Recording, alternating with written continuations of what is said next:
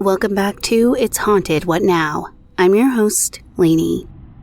At first glance, you might think that none of today's stories have anything to do with each other.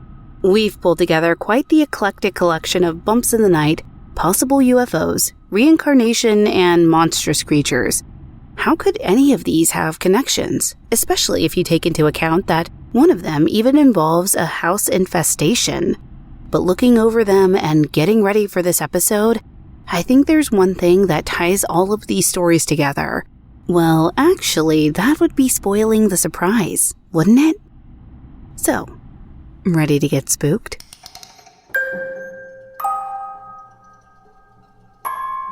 Our first story today comes from Elegant Ad 4219. They bring us the story of the Snake Man who used to frequent their childhood bedroom.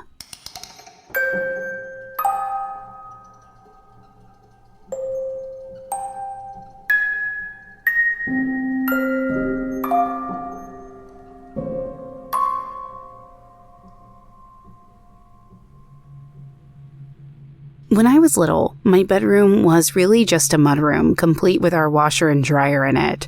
The room had a door to the outside, although it was always locked with a deadbolt. It was cute and I liked it enough. It had a new daybed that I really liked. The space itself wasn't scary. It was that every night I'd wake up to see that door opening on its own, despite it being deadbolted shut. The door would open and I would just see fog and a weird ambient light. Then, he would stride in. I called him the Snake Man. His upper chest and head looked like a rearing snake. And, to be honest, once I got older, I realized how ridiculous he looked. He'd stand there, observing me somewhat dispassionately, and then stride past me out of my room and down the hall. Ridiculously looking or not, he terrified me. He was menacing in a way that I couldn't explain. Especially when you paired that with my door opening on its own, night after night. A few months of this and I finally decided that I was sleeping on the couch in the living room instead of my bedroom. That was where I slept for several years until my family finally moved out of that house.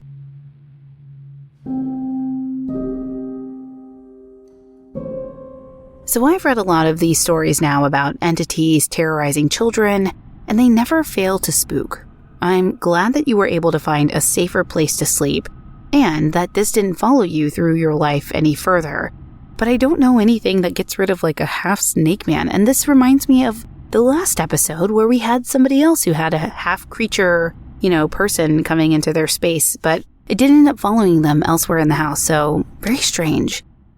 Our next story comes from Artistic Rip 8184. Who met someone in a restaurant who was the last person they'd ever expect to see.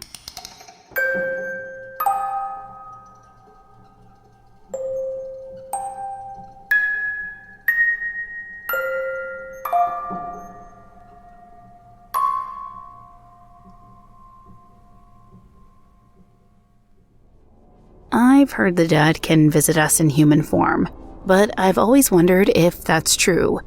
I was waiting tables at the restaurant I worked at one afternoon and stopped by to greet a table that had an older woman and a man sitting together. When I spoke to them, the man was looking down, so I didn't notice him right away. The woman ordered her beverage and I asked the man what he would like to drink.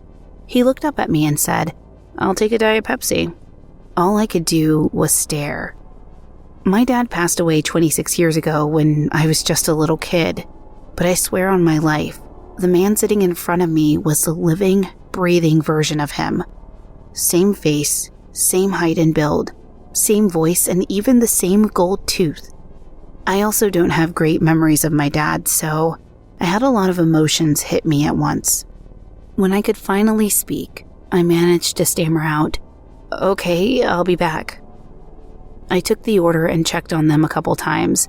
When they paid, the man smiled at me with this twinkle in his eye that made me feel even more like it was my dad. He thanked me, but when he did, he didn't say the name listed on the receipt, my given name.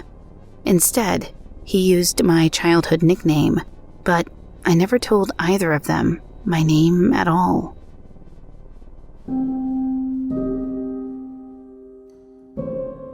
Ew. That's literally how I felt reading it. Now, this one definitely sent a chill down my spine. I fully believe that there are doppelgangers around the world for nearly everyone. I still am waiting to see mine, but there are people who always text me or message me and go, I think I saw you, blah, blah, blah. And I'm like, it wasn't me. But back to you. So for him to know your nickname like that, now that's something that's pretty hard to explain away, especially if it's an uncommon nickname. Our next story is from OnlyFigs278, who tells us a story of a strange animal in the woods.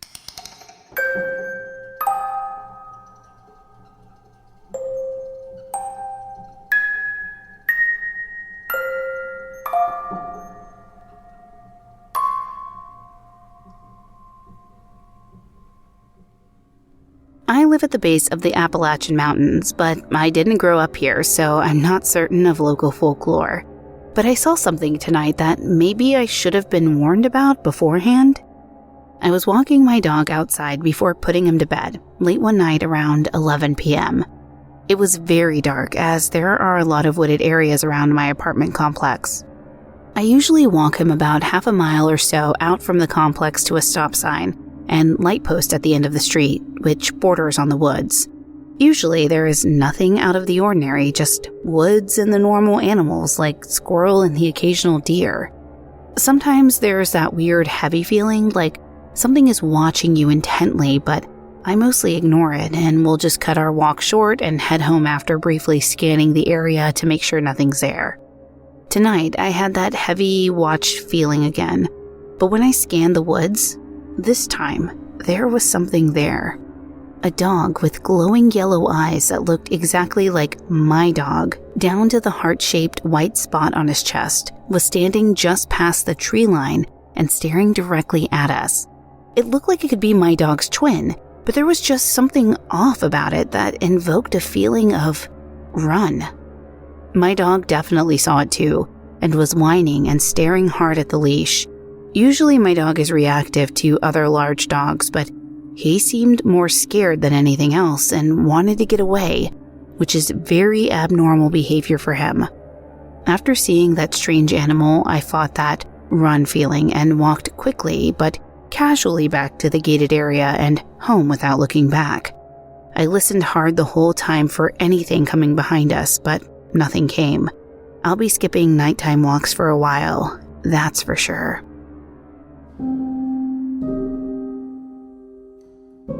Any sort of animal like this, and I'd have done the exact same thing.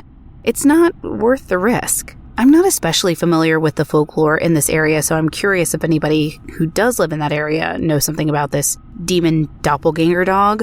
But like I said, maybe somebody listening has any ideas of what it could have been. In the meantime, definitely keep a sharp eye of where you are when you're walking and what's around you. And again, I just do not advocate for nighttime walks, ever. They're scary, and especially if you live near the woods. Come on, guys. Come on. How long have we been doing this, guys? Come on. Anyways, our next story is from Silent Independent 28, who tells us of a home infestation with a sinister undertone.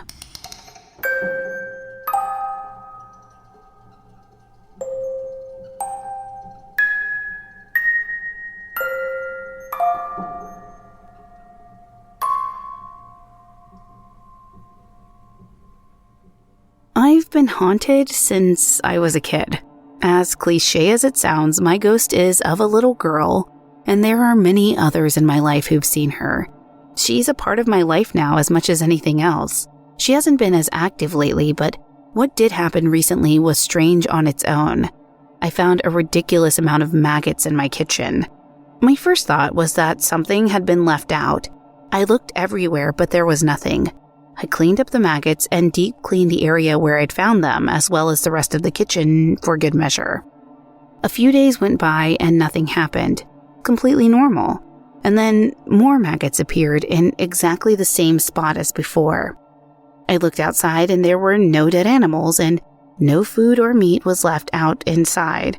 I did the same as before and deep cleaned absolutely everything. Shortly afterwards, my ghost girl started terrorizing my roommate. The ghost has never been physical with anyone besides me, so my roommate didn't get hurt, but she was definitely scared. My ghost has never left gifts like the maggots before, so I'm starting to think that maybe it has something to do with my roommate. Maybe I'm psyching myself out, or maybe I'm not.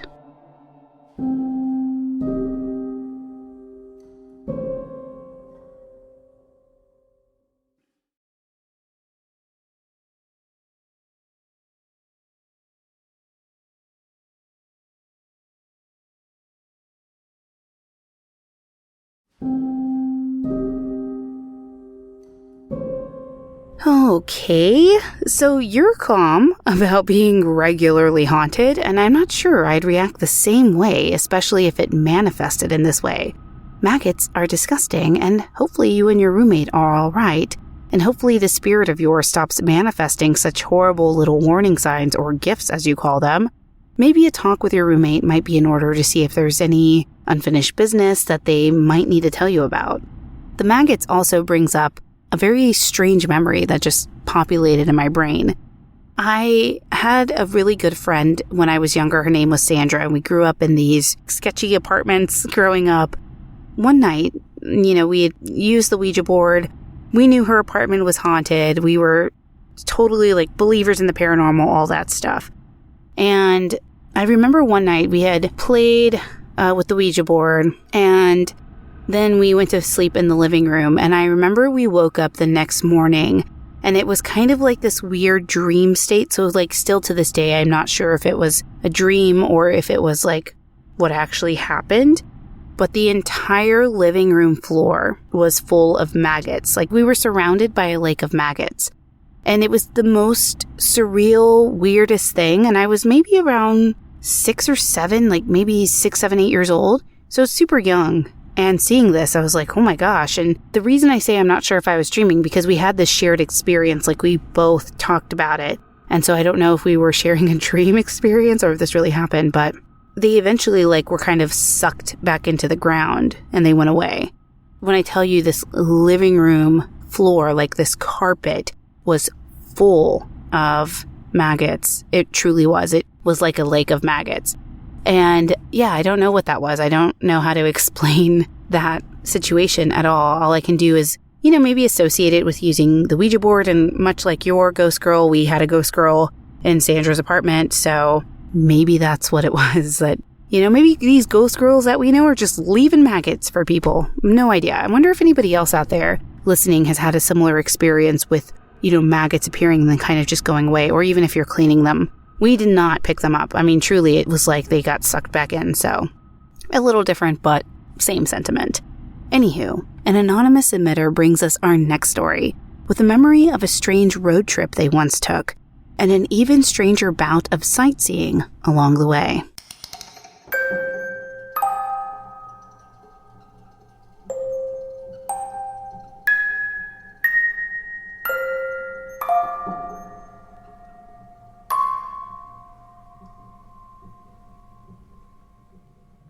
I'll do my best to explain what I saw, but it's difficult to paint an exact picture. I was driving across the country with my mom, and just before 11 p.m. we entered California from Arizona. It was a rural area with maybe a few other cars around, but I definitely wouldn't call it traffic. I was driving, and off to one side of the road, I spotted something glowing. It was fluorescent, neon dark blue, very bright, but it didn't light up anything around it. It was just glowing. It was shaped like some sort of energy cell, if that makes any sense, like something out of a futuristic movie or video game. It was huge too, probably close to 5 feet tall and 2 feet wide with strange ribbed sides. And a bit off the road on the right side ground level-ish, I see something glowing. It took me a second, but I realized that this thing was moving, and moving very weirdly. It shifted like it was glued to the ground and tracing the hilly terrain, almost like it was on top of some sort of off-roading vehicle. After a few seconds, the strange shape disappeared into the ground, and I saw 2 small spotlights appear in the air where it disappeared. The lights didn't reach far and were encased in a sort of dome of light that the spotlights couldn't reach past. The lights just stopped in their tracks instead of fading out into the sky. The entire thing looked wildly unnatural, and the entire time we drove by it, I was talking with my mom. both of us trying to figure out what the hell we'd just seen. Almost immediately, my mother started screaming, asking what the hell was that. Trying to keep my focus on the road, I never saw what she was talking about, but she told me they looked like strange stickmen, nearly 12 feet tall, along the same side of the road where we'd seen the strange lights. I punched the gas and got us the hell out of there. I didn't think fast enough to try and take a video, but I'm almost glad I didn't. Something tells me that I wouldn't get off easy for that. I'm not sure why, but I can't shake my theory that the lights have something to do with the government. It's just a hunch, but it sounds plausible, doesn't it?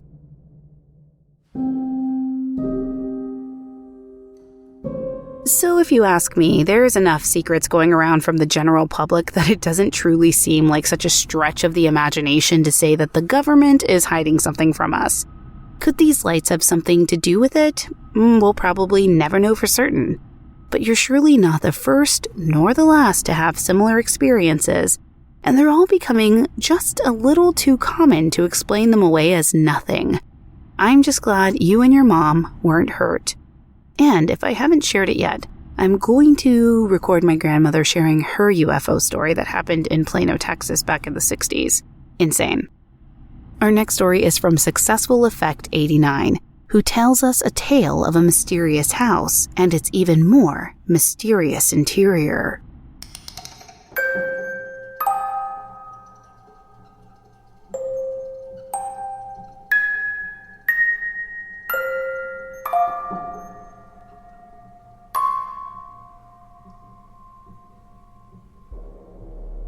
Once, about 20 years ago when I was a teenager, I was traveling with my parents and 3 uncles.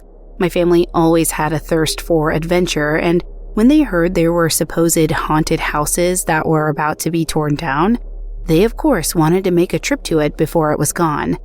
The story went that someone had hacked their family to death in this house, but I don't think that story is relevant to my experience. We drove to the location and the house was in ruins. It was a 2-story house on a very large lot, which even included a well. The house was just a complete mess. The walls were completely torn down in some rooms. The second floor was open to the sky. People had graffitied the hell out of it, writing things like, "This is the house of the devil," or scribbling their names. Nonsense like that. We decided to tour the home, or what was left of it. There really was not much to see on the first floor. Walls were down and we were exposed to the elements. But we all did notice one curious thing. There was a single doorway where if you looked in, you could see a spiraling staircase going straight down to a very dark room. We all assumed it was the basement and we all commented how creepy it was. I even stuck my head through the doorway to look down. When I did, I just got a weird feeling and felt scared, but I chalked that down to hating dark, unfamiliar places. My family decided that we should visit that room last, as it was probably the best part of the whole house, which at that point was just a run-of-the-mill, rundown house. After looking around the second floor, we finally went downstairs to check out that creepy spiraling staircase and that basement. Except now, that doorway was a solid wall. Nothing was there, as if it had never existed at all. The odd part is that we didn't really react. We just sort of accepted that the doorway was gone, and here was this solid wall. We searched for that basement, looked all around, and couldn't find it. I still think about it till this day, and how if we had all gone down those stairs, would we have been trapped down there for all of eternity? The odd part is that this is in a country where basements aren't even common at all. It should not even make sense to have it in your home. Yet, we saw it until we didn't.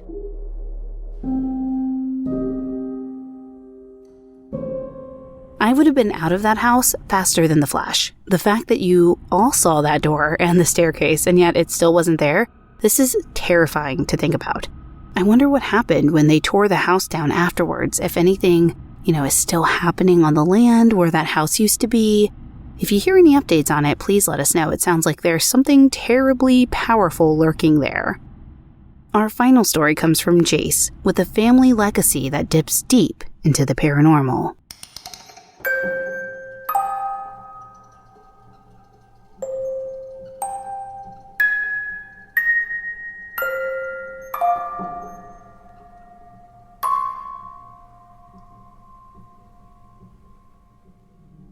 When I was in high school, my longtime friend group would hang out regularly on the weekends. During one specific year, we used one house as our hangout spot. One member of the friend group had just moved into this house, and his mom let us do whatever we wanted. For the sake of his privacy, we can call him Dustin. I had an experience at Dustin's house that has stuck with me to this day. Many experiences, actually, but this one in particular. I was at Dustin's house one night, along with his younger sister and his cousin. We were all sitting in the living room, all sharing space on a giant beanbag he owned.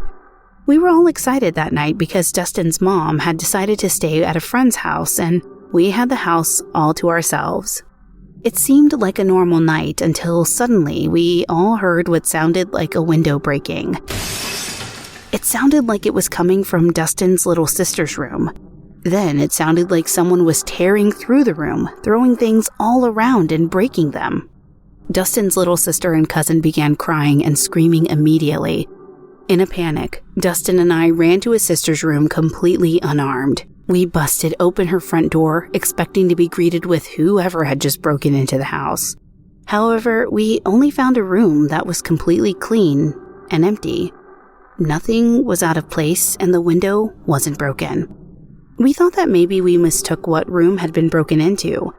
We proceeded to check every room in the house, only to be greeted with the same thing. No windows had been broken, and there was nobody else in the house. We were understandably confused by this. The four of us huddled together on the beanbag once more to console one another. That's when I heard it, the sound that would completely change my perception of the paranormal. It sounded like a set of keys being dropped on a table in the kitchen to our left. I jumped up to investigate, but once again I found nothing. The rest of the night was uneventful, but we couldn't sleep. The next day I told my mom about what happened. She entertained the idea and listened to the story half-heartedly. That is, until I mentioned the set of keys dropping. That made her eyes go wide, which obviously concerned me. She told me that she needed to tell me something. Evidently, when my mom was in high school, she had a few friends who walked a bit of a darker path. One was practicing as a witch, and one claimed to be a Satan worshiper who eventually asked my mom to join him in a strange combination of both seance and ritual. She sat in the circle with him, but refused to say anything. She told me that during the ritual, things began flying around the room and scared her so bad that she ran out and never talked to him again. Nevertheless, she felt like something had followed her after that. She said that she always felt like she was being watched and as if something was always creeping up behind her.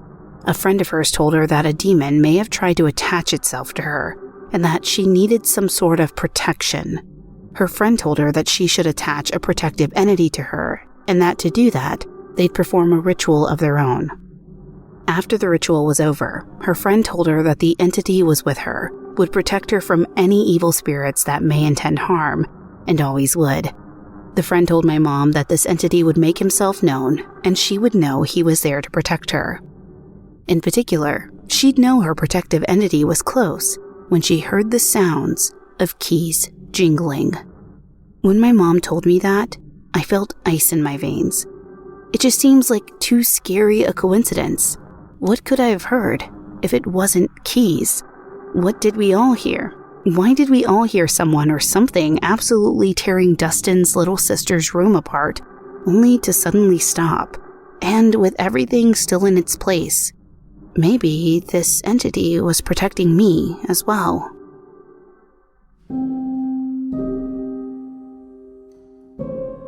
I think I agree with you here. It sounds like the protection has moved from your mother and onto you or encased you as well. I wonder what the significance is of the sound of the keys. Is it something linked to the spirit in some way? Did they maybe have a horrible car crash or encounter that led to this association and made them want to protect others? It's a really compelling story, and I'm grateful you shared it with us. I think this one's going to stick with me for a while. Well, that does it for this episode. If you'd like to submit your own personal spooky tale to be read on the show, head to hauntedpod.com and click on the link to submit your story. You can also email me, hauntedpod@gmail.com. Thank you for listening. If you enjoyed this episode, please leave a positive review on Apple Podcast or your podcast player of choice. And if you are a listener on Spotify, you can actually comment on the podcast episode. So that's cool. Let me know what you think. It really does help us out in the end to have that engagement, so thank you. You can find us on Twitter for now at podcast_haunted, Instagram at It's Haunted What Now, or at hauntedpod.com. Production assistance provided by Jesse Hawk. Writing assistance by Meg Williams. The official composer and audiosmith for the show is Neeks at We Talk of Dreams. Check him out on Twitter at We Talk of Dreams or WeTalkOfDreams.com. Until next time. Did you hear that?